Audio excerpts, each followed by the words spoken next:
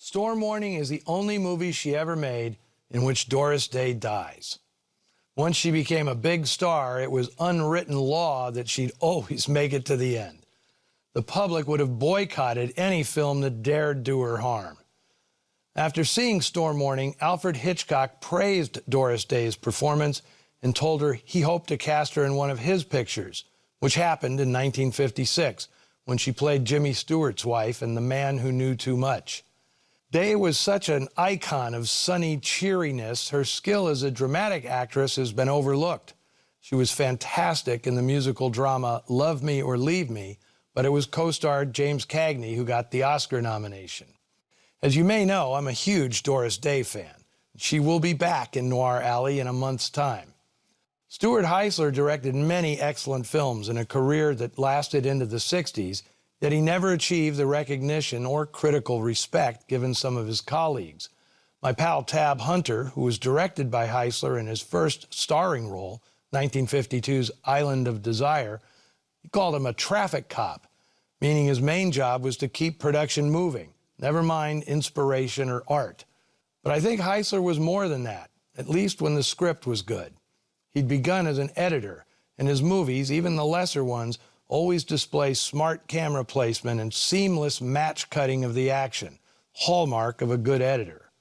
Storm Warning helped Ginger Rogers get back on track, aided somewhat by Warner's PR campaign, which featured the 40-year-old actress either in her underwear or being manhandled by Steve Cochran.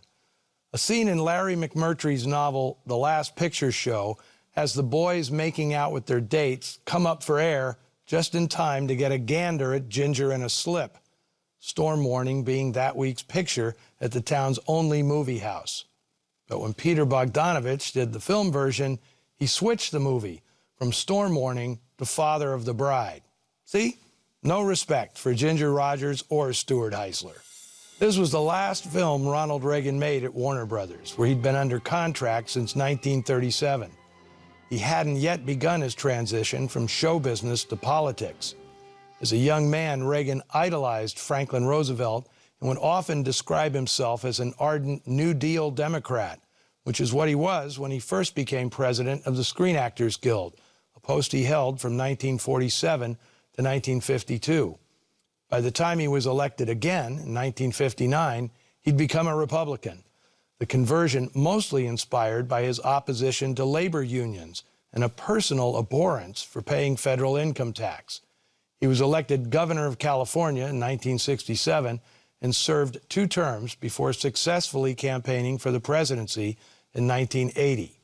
Next week, I'll be featuring one of the lesser-known films on the resume of one of the most multi-talented artists in movie history. Ida Lupino stars in the 1947 drama Deep Valley, in which she plays a sheltered young woman who falls for an escaped con, played by Dane Clark. According to the film's PR, mountainous thrills, wild adventures, plunging them ever deeper into desperate danger.